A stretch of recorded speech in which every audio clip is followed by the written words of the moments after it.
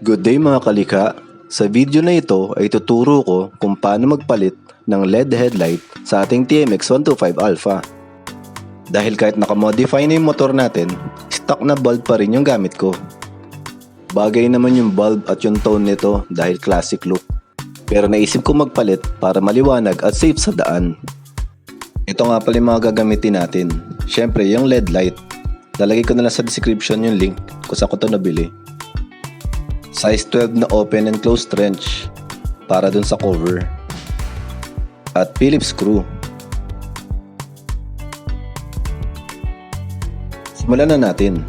Alisin muna natin yung grill at cover ng headlight gamit itong size 12 na wrench. Kung classic na modified na yung motor nyo at ganito rin ang headlight na gamit nyo, same lang yan ang proseso at halos same lang din ang sukat niyan. Luwagan nyo lang pa counterclockwise yung parehong bolt sa headlight cover nyo. At hatakin nyo lang palabas yung grill. Gaya nyan. Sunod nyo naman, gamitin yung Phillips screw para luwagan yung screw sa ilalim ng headlight cover. Dalawa yan magkabilaan. Pero nawala na yung isa kong tornilyo, kaya isa na lang itatanggalin natin na nakakabit. Pag naluwagan nyo na yung dalawang bolt at naalis nyo na yung tornilyo, pwede nyo nang tanggalin yung cover para ma-access nyo yung mga wire. Ganito ang itsura ng pagkakakabit ng bulb socket sa headlight cover. Meron na itong lock clip para nakasecured ang socket. Luluwagan nyo lang to o aalisin sa pagkakalock para ma-access nyo yung bulb. Kagaya nyan. Pag naalis nyo yung lock clip, hugutin nyo lang yung pinakasocket at makikita nyo na yung bulb. Alisin din natin ang socket ng park light. Napalitan ko na rin pala ito ng LED at socket. Para sa wiring ng park light, meron na itong solid green para sa ground at solid brown para sa mismong park light supply.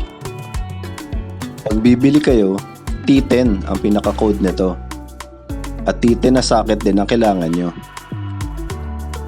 May polarity nga pala to. So ibig sabihin, pag baliktad ang pagkakabit nyo, hindi siya iilaw. Double contact na nga pala to. Unlike doon sa stock na single contact lang. At pag hindi umilaw at tama naman ang wiring nyo, baliktarin nyo lang. Ayos! At isunod na natin gawin yung para sa headlight. Meron itong wiring na white para sa low beam, blue para sa high beam, at green para sa ground o yung negative.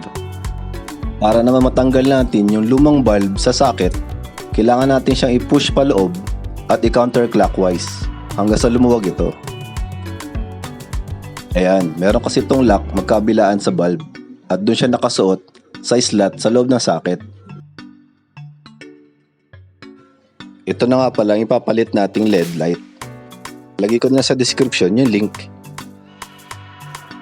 Make sure lang na same yung code na gagamitin nyo para sa LED light. Same na sukat din ng stock bulb nyo.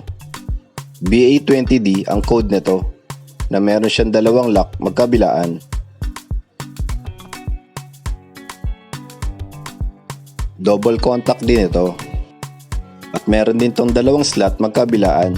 Doon natin i-insert yung lock na galing sa bulb. Sa style ng bulb na ito o LED, wala itong polarity. Kaya kahit magkabaliktad, gagana ito. Basta make sure na pareho ang code ng socket at nung LED na gagamitin nyo. At may pasok nyo ng tama ang lock dun sa slot. Ang pag-install naman nito, ipupush nyo pa loob at pihitin nyo pa clockwise. Yan. Test natin kung gumagana. Nice. Ngayon, try naman natin baliktarin kung gagana pa rin.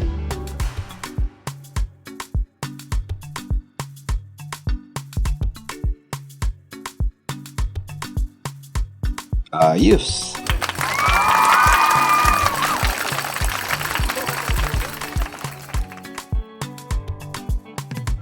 Ngayon, pwede na nating ibalik ang headlight sa headlight cover. Kung paano natin siya inalis kanina, ganun lang din natin ibabalik. Meron din tong dalawang excess part sa mismong socket na ikakabit natin dun sa labi ng headlight cover.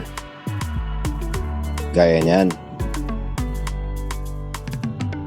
Meron nga rin pala tong triangular part or excess part dun sa socket na kung saan ikakabit natin siya or i-align sa pagitan ng lock ng cover. Iisin lang natin yung cover na goma at ilock na natin yung clip dun sa likod at yung dalawa dun sa harap. Ayan, at secured na. Ibalik na rin natin yung park light. Isusuksok lang natin ito doon sa maliit na butas. Pag secured na sila, test natin ulit bago natin ikabit yung cover. Pag okay na lahat, pwede natin ibalik yung cover. Make sure lang na wala na naka-expose na wire bago natin ibalik para iwas ang short circuit.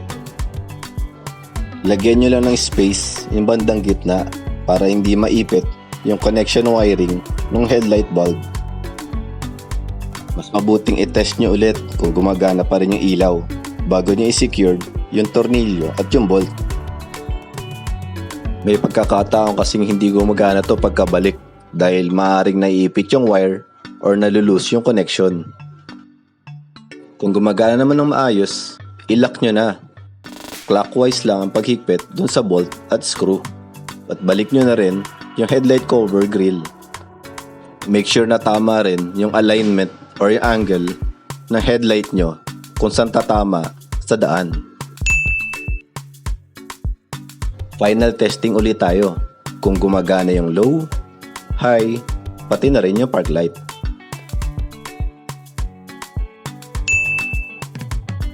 Compare lang natin yung liwanag nung sa kaliwa yung luma at sa kanan yung bago.